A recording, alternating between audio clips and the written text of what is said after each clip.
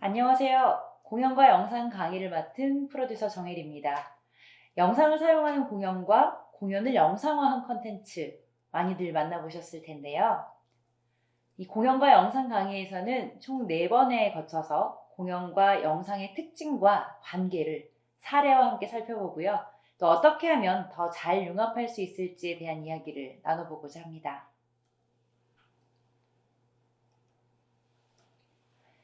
본격적인 이야기에 앞서서 공연과 영상의 개념과 특징을 먼저 좀 살펴보려고 하는데요.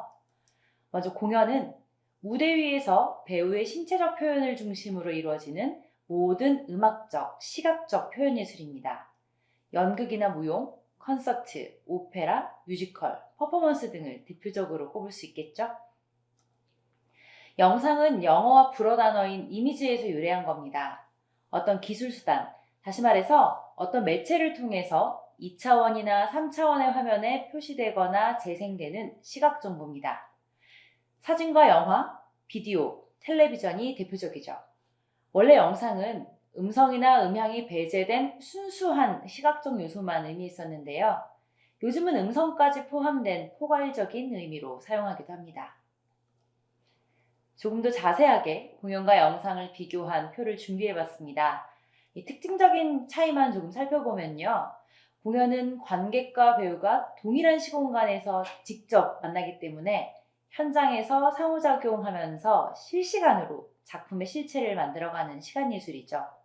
이 지금, 여기, 이것이라는 현장성과 지나가면 되돌릴 수 없다는 일회성이 공연의 독특한 강점인 동시에 시공간의 시공간의 제약이라는 약점으로도 작용합니다.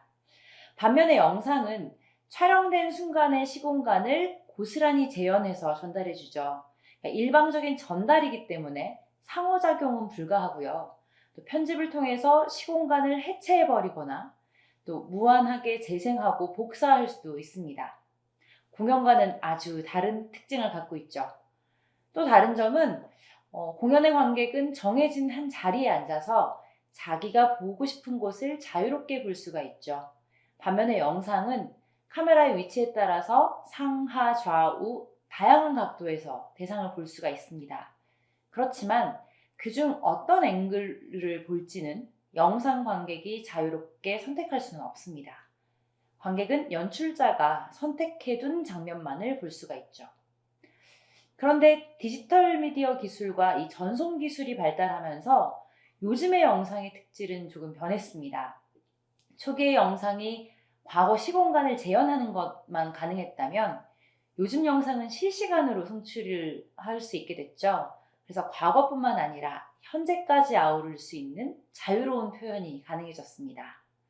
또 매체가 다양해지면서 2차원의 평면만이 아니라 2.5차원, 360도, 아나몰픽 같이 다양한 화면을 활용할 수 있게 됐습니다. 굉장히 입체적이 됐죠. 게다가 그래픽 기술이 발달하면서 실사만이 아니라 가상, 상상까지도 아주 무한하게 표현할 수 있게 됐습니다. 또 요즘의 온라인 영상들은 멀티뷰를 제공하기도 하죠. 관객이 어떤 시점을 볼지 선택할 수 있게 된 겁니다. 관객들은 실시간 댓글을 달면서 영상 속의 배우들과 또 실시간으로 소통을 할 수도 있게 됐고요. 이렇게 영상은 기술 발전에 힘입어서 공연의 특징을 확보하거나 공연이 갖지 못한 장점들까지도 갖게 됐습니다. 공연과 영상은 영상이 탄생한 이후에 서로 영향을 주고받으면서 발전해왔는데요. 서로의 장점을 앞세워서 다양한 방식으로 결합했습니다. 이 과정에서 각각이 가진 매체성이 영향을 받기도 했고요. 이 고유한 성질들이 해체되고 또 상호 보완을 통해서 확장되면서 표현의 범위 역시 확장될 수 있었습니다.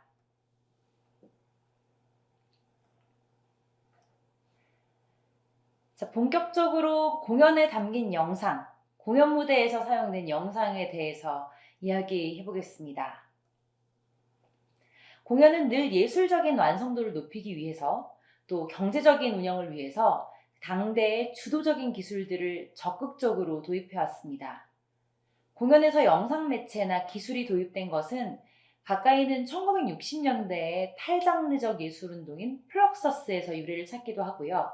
또 멀리는 19세기 바그너의 종합예술론에서 시작되었다고 보기도 합니다. 독일의 음악가 바그너입니다. 이 종합예술론이란 1849년에 바그너가 발표한 음악 수필집에서 처음 소개된 주장인데요. 예술이란 인간 전체의 표현이어야 된다. 단순하게 부분을 이루는 어떤 작은 예술이 고립된 상태로는 전체 인간을 표현할 수 없다. 모든 예술이 하나로 뭉쳐져서 작품이 만들어져야 한다라는 것이었습니다. 이 공연이 단순한 요소들의 합체가 아니라 새로운 하나의 통일적인 형태를 만들어내는 것이어야 된다는 어떤 총체적인 고찰 방식이자 이 공연을 멀티미디어로 바라보는 시각이었는데요. 2차 세계대전 이후에 연극계에서 이 바그너의 종합예술을 수용한 총체 연극이 발전하게 됐고요. 또 그 이후에 다른 예술 분야에도 자극을 줍니다. 그래서 총체 예술이라는 단어로 거듭나게 됩니다. 예술계에서 이렇게 장르의 총체적인 결합을 이야기하는 흐름이 생긴 한편 영상기술도 발전합니다. 19세기 이후에 영상기술이 크게 발전하는데요. 이 19세기에 등장한 사진은 사실 15세기에 카메라 옵스큐라라는 장치에서 유래를 찾을 수가 있습니다. 어두운 방이나 상자 한쪽 면에다가 작은 구멍을 뚫고 그 구멍을 통해서 빛을 통과시키면 통과한 빛이 상자 안쪽 벽에 뒤집힌 상을 맺는 현상을 활용해서 기계장치로 만든 건데요. 르네상스 시대에 현실을 그대로 재현하기 위해서 화가들이 많이 사용했던 장치입니다. 그 이후로 이렇게 맺힌 상을 영구적으로 물체에 고정시키려는 실험들이 있어 왔고요. 그러다가 1839년 프랑스의 다게르가 최초의 사진술인 다게레오타이프를 소개합니다. 인류 최초의 카메라로 여겨지고 있는데요. 지금 보시는 사진은 1838년에 다게르가 찍은 파리의 탕플대로 사진입니다. 지금 빨간색 동그라미 보이세요? 이 신사와 구두 닦기 소년인데요. 이 사진은 10분 동안 장노출을 이용해서 찍은 사진이라서 원래 움직이는 것들이 찍히지 않았는데 이 두 사람이 10분 동안 움직이지 않고 있었어서 이 사진이 인류 최초의 인물 사진이 됐습니다. 당시에 이 다게레오타이프를 처음 본 사람들은 굉장히 놀라워했고 또 당혹감까지 느꼈다고 해요. 왜냐하면 그 전까지는 맺히는 상을 보고 사람이 손으로 그걸 재현했다면 이제는 기술을 빌려서 상을 남길 수 있게 됐기 때문입니다. 그래서 어떤 사람은 오늘부터 회화는 죽었다라고 말하기도 했다고 해요. 아직 동작까지 담아내기는 어려웠지만 이 다게레오타이프의 세부 묘사력은 굉장히 뛰어났고 또 새로운 매체가 등장했다는 사실이 놀라움을 주기에 충분했습니다. 이것이 움직이는 사진, 그 움직임을 담아낸 동영상으로 발전한 것은 약 50년 후의 일입니다. 1889년에 에디슨이 세계 최초로 셀룰로이드 필름을 활용한 1인용 영사기, 이 키네토스코프를 발명했고요. 이것을 토대로 1895년에 프랑스의 리미에르 형제가 카메라와 인화기 그리고 영사기를 겸한 장치인 시네마토그래프를 만들었습니다. 리미에르 형제는 기차의 도착이라는 작품을 포함한 10편의 영상을 촬영해서 파리의 그랑 카페에서 1프랑의 관람료를 받고 유료로 상영했는데요. 이것이 바로 최초의 영화가 됐습니다. 당시 사람들한테 이 그림, 이미지가 움직인다는 것이 얼마나 센세이셔널했는지 기차의 도착을 본 관객 중에서 기차가 움직여서 앞으로 오는 장면을 보고 놀라서 도망간 사람이 있었다고 합니다. 이 움직이는 이미지, 진짜 같은 화상은 새로운 재미를 주는 오락적 도구가 됩니다. 그리고 1946년에 세계 최초의 컴퓨터인 애니악이 탄생하게 되는데요. 이 카메라 옵스큐라가 발명된 이래 자연빛에 의존하던 이미지 제작 과정이 0과 1, 이 두 숫자를 사용한 컴퓨터 연산 방식을 통해서 디지털 그래픽을 만드는 방식으로 확장된 사건입니다. 이제 영상 미디어 전반에서 컴퓨터 기술과 결합해서 이미지를 만들고 수정하고 복제하는 것이 가능한 물론 레이저나 홀로그래피 같이 실제하지 않으면서도 현실 같아 보이는 가상현실까지도 표현할 수 있게 됐습니다. 말 그대로 무궁무진한 영상의 세상이 열린 겁니다. 영상, 특히 영화가 등장하자 그 전까지 최고의 오락물이었던 공연의 설 자리가 좁아지게 됩니다. 1920년대에 들어와서 많은 공연장들이 문을 닫았습니다. 그리고 그 자리에는 영화관이 들어서기 시작했습니다. 1927년에 뉴욕의 워너브라더스 극장에서 최초의 유성 영화를 선보이는데요. 뮤지컬 영화인 재즈싱어가 그 주인공입니다. 영화의 전체 러닝타임이 유성으로 처리된 것도 아니었고 단지 일부분의 음성대사 그리고 사운드 트랙만 입혔을 뿐이었지만 입소문이 엄청났고 또 언론이 찬사를 보내서 입장권이 불티나게 팔렸습니다. 가격이 무성영화보다는 2배 정도 비쌌지만 브로드웨이에서 비슷한 라이브 공연을 보는 것에 비하면 말도 안 되게 저렴했기 때문이었습니다. 아마도 공연 기획자들은 돌파구를 마련해야 됐을 겁니다. 예술적인 완성도를 높이기도 했어야 했고 또 예산을 아끼면서도 효과적으로 작품을 표현하기도 해야 됐고요. 또 새롭게 등장한 이 오락물의 시선을 뺏긴 관객들을 다시 불러들이기 위해서 공연은 당대에 인기 있던 새로운 기술인 영상을 도입합니다. 그리고 얼마 지나지 않아서 이 공연 예술에서 영상은 공연이 가지는 여러 가지 제약과 한계를 뛰어넘을 수 있는 아주 강력한 수단으로 쓰이게 됩니다. 공연에 영상을 도입한 선구자로는 독일의 표현주의 연출가인 에르빈 피스카토르를 꼽습니다. 피스카토르는 1920년대에 필름과 영사기 그리고 환등기 같은 기계장치들을 이용한 영상 매체를 새롭게 연극 무대에 도입하는데요. 1924년 베를린 민중극장에서 올렸던 깃발들이라는 작품에서 공연 중에 슬라이드를 사용합니다.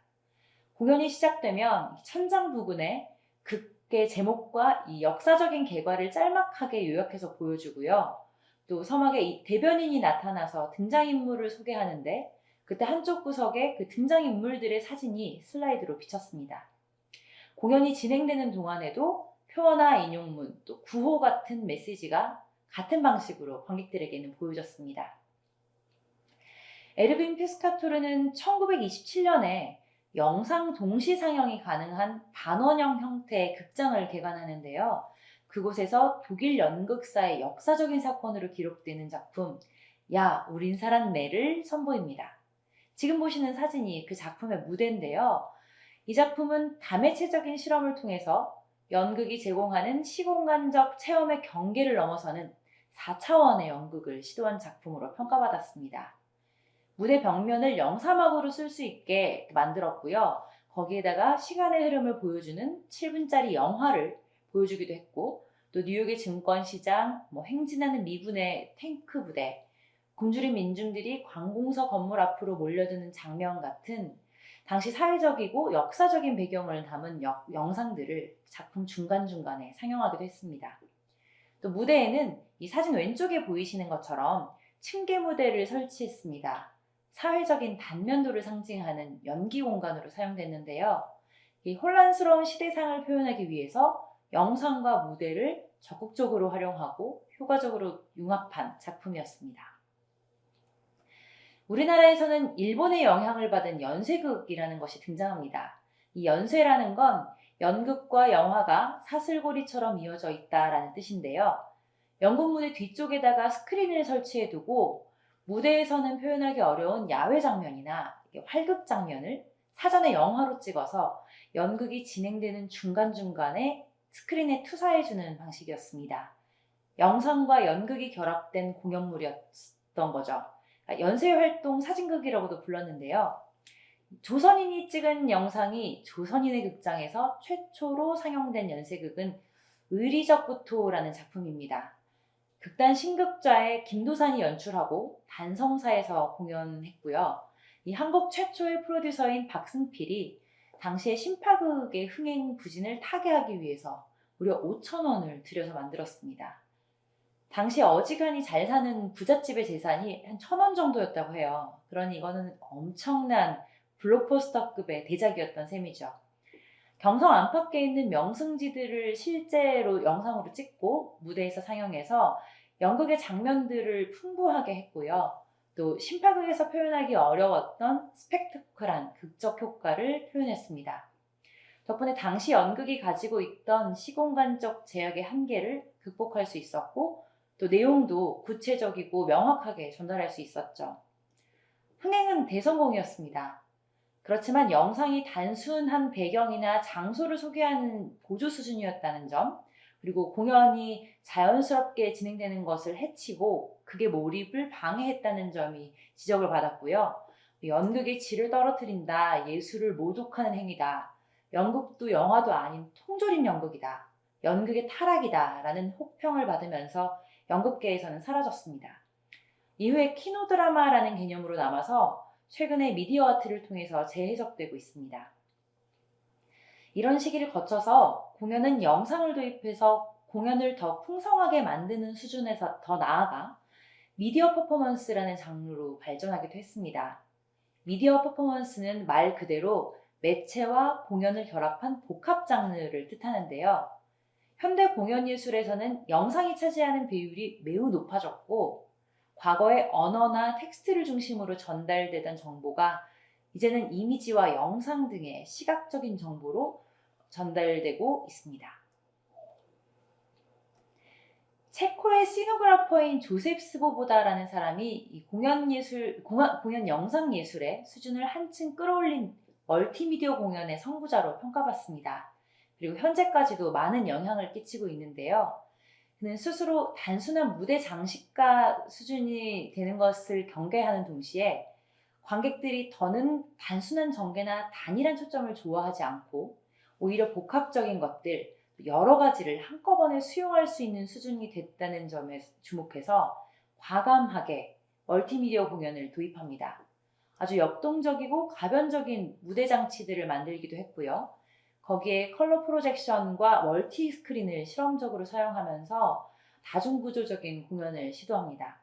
이전의 키노드라마에서 단순히 영상이 배경으로만 사용된 것과는 아주 다른 수준의 구성이었죠. 또 스보보다는 공연에서 배우와 스크린의 상호작용이 얼마나 효과적으로 이루어질 수 있는지를 꾸준히 고민하고요. 이 무대 위의 시공간과 배우의 연기를 복합적으로 사용하는 다양한 작업들을 선보입니다. 그의 무대에서 공연 영상은 1차원적인 공간을 아주 다차원적인 복합 공간으로 탈바꿈시키는 역할을 했고요. 덕분에 관객들의 몰입도와 만족도가 한층 높아졌습니다. 이게 되게 요즘 이야기 같은데요. 지금 이 보시는 사진은 1958년 브뤼셀 박람회에서 처음 소개된 무대입니다. 라테르나 마지카라고 하고요. 영어로는 매직 랜턴, 한국말로 해석하면 마법의 등이란 뜻입니다. 이 기존의 공연들이 막과 암전을 활용해서 전환에 긴 시간을 소요했다면 이 라테르나 마지카는 영상의 빠른 커트나 클로즈업 같은 기법들을 활용해서 시공간을 즉각적으로 전환할 수 있게 설계한 극형식입니다. 연기자, 이동 스크린과 이 무대 장치, 영상, 음향, 효과 같이 모든 요소들이 이 시각적 공간 속에 완전하게 녹아들어서 언어를 알지 못하는 관객들이라도 체코어를 알지 못하더라도 내용을 직관적으로 알 수 있게 하는 장점이 있었습니다. 이번 사진은 스보보다가 1967년 몬트리올 엑스포에서 처음으로 선보였던 디아폴리에크란이라는 시스템입니다. 이 작품의 제목은 천지창조인데요. 실제 배우가 없이 필름만을 사용해서 멀티 스크린과 멀티 프로젝션을 활용해서 이 영상을 상영한 방식입니다. 112개짜리 큐브 벽이 거대한 프로젝션 스크린을 구성했고요. 이 각각의 큐브들은 30cm 가량 앞뒤로 움직이기도 하면서 입체감을 형성했습니다. 컴퓨터를 통해서 약 3만 장의 슬라이드를 사용했다고 합니다. 스보보다의 무대들은 지금 보시면 크게 놀랍지 않고 어디선가 본 것 같은 방식이지만 1950, 60년대에 얼마나 압도적으로 느껴졌을지 상상이 가지 않습니다. 이런 다양한 시도들을 바탕으로 1970년경부터 20세기 말까지에 거쳐서 연극과 무용, 음악, 뮤지컬 같은 극장 공연에서 스크린이나 비디오 모니터를 사용하는 미디어 프로젝션 활용이 대폭 늘어납니다. 무대 세트를 쓰는 것보다 상대적으로 저렴하고 신속하고 쉽고 안전하다는 이점이 크게 작용했는데요. 이때 다양한 단체들이 공연의 필름이나 비디오를 결합하는 작업을 선보이기도 했고요. 또 퍼포먼스와 공연, 미술의 경계를 넘나드는 멀티미디어 예술가들이 많이 등장하기도 했습니다. 초기의 영상은 필름을 사용했는데요. 이 필름을 촬영하고 나면 인화의 과정을 거쳐야 됐기 때문에 필연적으로 지연성을 갖게 됐습니다. 그러니까 과거를 재현하는 것만 가능했던 거죠. 그렇지만 이 비디오가 발명되면서 인화 과정이 생략되고 촬영한 다음에 바로 재생할 수 있게 되거나 또 여러 개의 이미지를 동시에 배치할 수도 있게 됐습니다. 이렇게 매체가 발달하고 미디어 환경이 변하면서 21세기에 접어들어서는 디지털 기술을 기반으로 한 공연 영상이 더욱 다양하게 도입됩니다. 그래픽 기술이 발달하면서 표현할 수 있는 픽셀이 더욱더 세밀해졌죠. 그래서 더욱더 사실감 있는 영상을 만들어낼 수도 있게 됐고요. 평면 스크린에 투사하는 방식을 넘어서서 무대 전체를 스크린으로 활용하고 입체적으로 영상을 투사해서 실질적으로는 2D지만 3D인 것처럼 착시가 보이게 2.5D 방식 같은 다양한 시도들이 이루어집니다. 그러니까 영상을 활용해서 극장 환경이라는 물리적인 제한을 넘어서는 표현이 가능해진 거죠.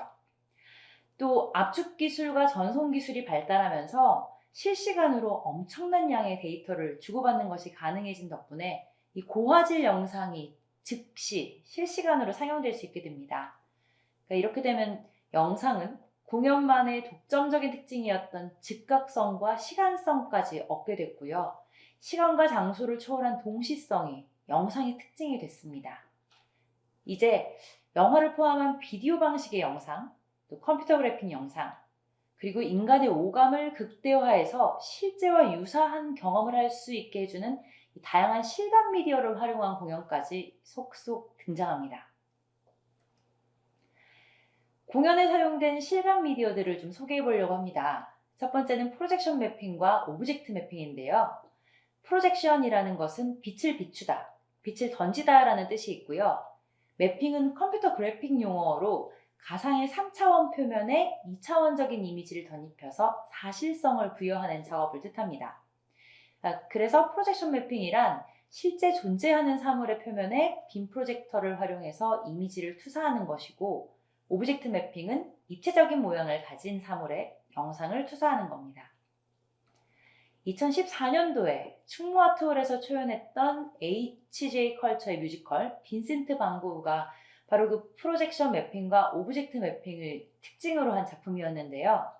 무대 세트가 굉장히 간결했어요. 근데 이 간결한 세트 위에다가 영상만으로 고흐의 방이나 클로제 거리 같은 배경들을 아주 입체적으로 투사했고요. 또 원작이 2D인 고흐의 그림들을 3D로 재창조해서 생동감 있게 표현했습니다. 완성도 높은 그래픽과 작품과 잘 어울리는 공연 영상으로 지금까지도 큰 인기를 끌면서 공연을 이어오고 있습니다. 다음은 홀로그램입니다. 홀로그램이란 그리스어로 완전하다라는 뜻의 홀로스와 정보 혹은 그림을 뜻하는 그라마의 합성어인데요. 실물은 없지만 입체적이고 사실적으로 보이는 3차원 영상입니다.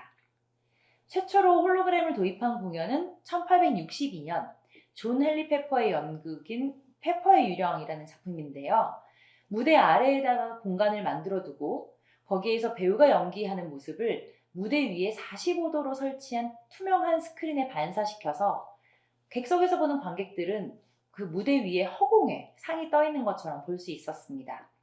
사실 이 방식은 홀로그램과 유사한 효과를 내는 유사 홀로그램이었습니다. 페퍼의 이름을 따서 페퍼스 고스트라고 부르기도 합니다. 현대에는 기술이 좀 더 향상되면서 홀로그램을 기술적으로 더 제대로 이용할 수 있게 됐는데요. 지금 왼쪽에 보시는 사진, 2018년에 시카고 12곡 오페라 하우스에서 열렸던 오케스트라의 공연입니다. 이미 돌아가신 20세기 최고의 소프라노 마리아 칼라스가 등장했는데요. 이때 마리아 칼라스는 초고화질 레이저 빔으로 특수물체 표면에 빛을 반사해서 360도에서 볼 수 있는 3D 입체 영상으로 구현된 것이었습니다. 오른쪽 사진은 국내에서 홀로그램을 활용한 클래식 공연입니다. 예술의 전당이 2021년에 선보인 조수미 홀로그램 미니 콘서트입니다. 홀로그램으로 구현된 소프라노 조수미가 노래를 부르는 동안에 이 음악에 맞춰서 3면 프로젝션 매핑으로 미디어 아트 영상이 상영된 공연과 전시가 결합된 상영관 형태였습니다. 홀로그램은 전통 공연계보다는 엔터테인먼트계나 산업계에서 이벤트로 더 많이 사용되고 있는데요. 2010년도에 동물원 콘서트에 고 김광석 님이 출연하기도 했었고요. 2016년도에는 군복무 중이었던 가수 시아준수 씨가 홀로그램으로 등장하는 콘서트가 있었습니다. K-팝과 뮤지컬 장르에서는 아예 전용관까지 만들어서 공연을 이어오고 있기도 합니다. 이 여러 가지 이유로 현실에 없는 부재한 아티스트들을 기술을 활용해서 현실감 있게 무대 위로 불러들이면서 관객들에게 반가움과 감동을 주고 있는 기술입니다. 세 번째로는 AR, 증강현실입니다. 이 실제 세계의 3차원의 가상의 그래픽 이미지를 실시간으로 합성해서 하나의 통합된 상으로 볼 수 있게 해주는 걸 말하는데요. 보시면 이 이스라엘의 증강현실 공연업체인 AR쇼가 증강현실 전용극장에서 AR 연극 걸리버를 선보였었습니다. 관객들은 이 오른쪽 사진처럼 증강현실 헤드셋을 착용하고 공연을 보게 되는데요. 관객들 눈에는 이 왼쪽 사진같이 실제 무대 위에 이 헤드셋을 통해서만 보이는 가상인물이나 동물, 또 배경 같은 이미지들이 겹쳐서 보입니다. 이것처럼 증강현실이 도입된 공연에서 관객들은 실제와 이미지 정보가 복합적으로 들어오는 것을 경험하게 되고요. 정말 존재하는 것이 아니라는 걸 알고 있지만 진짜 같은 어떤 환상적인 상황이 눈앞에 펼쳐지니까 몰입감이 더욱더 높아질 수밖에 없겠죠. 마지막으로 소개할 것은 인터랙티브 미디어입니다. 인터랙트, 즉 말 그대로 상호작용하는 미디어인데요.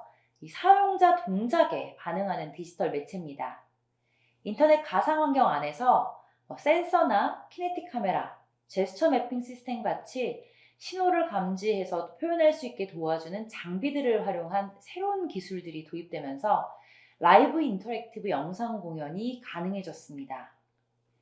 2016년에는 영국의 로열 셰익스피어 컴퍼니가 인텔과 협업해서 세계 최초로 라이브 디지털 공연인 템페스트를 선보였는데요.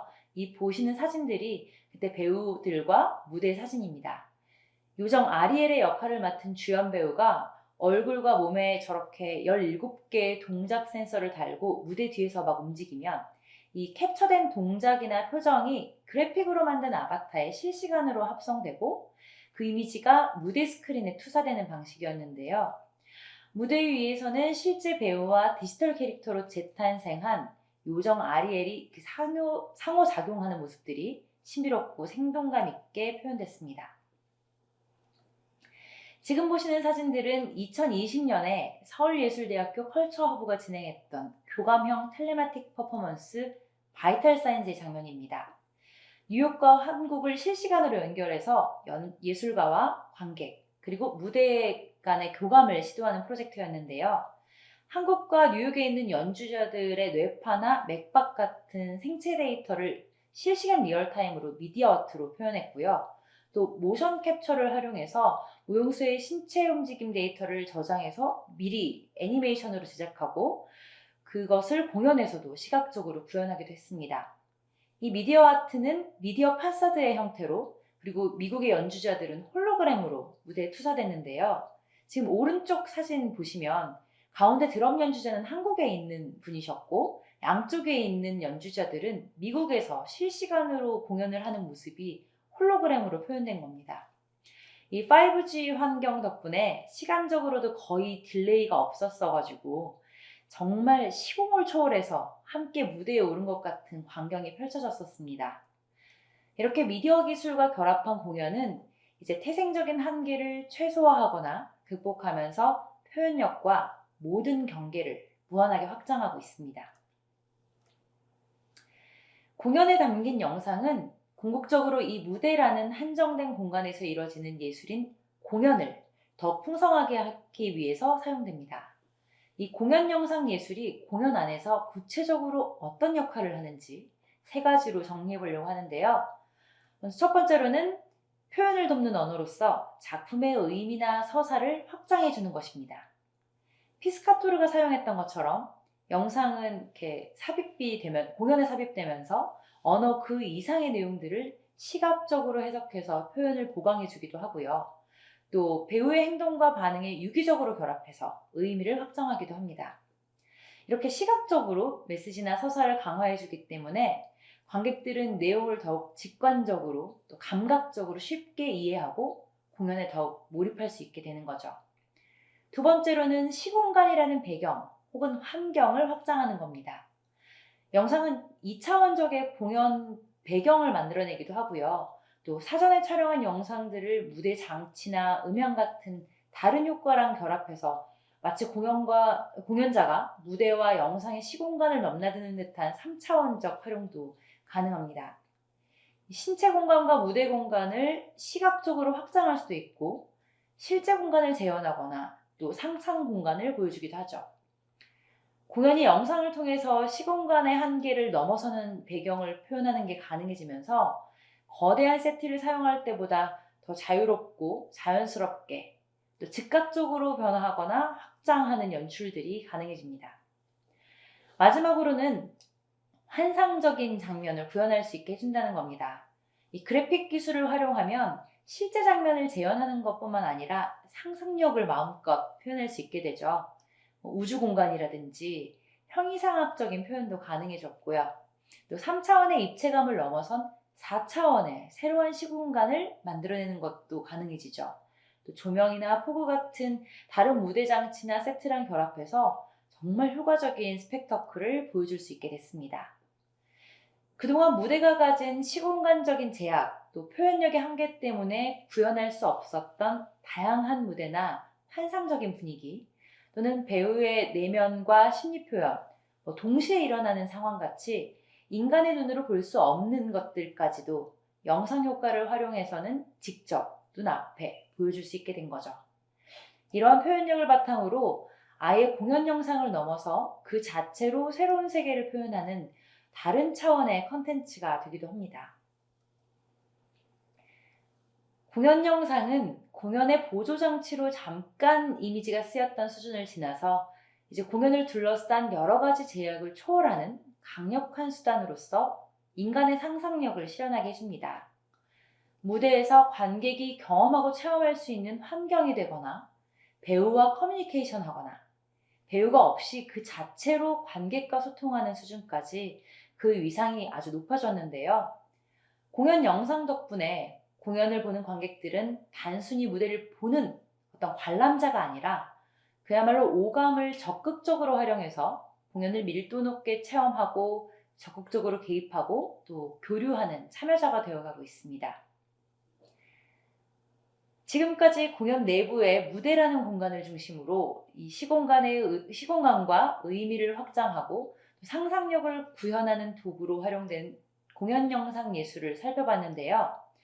다음 시간에는 공연의 외부에서 의미와 가치를 확장하기 위해서 만들어지는 영상, 공연의 영상화에 대해서 이야기를 나눠보겠습니다. 감사합니다.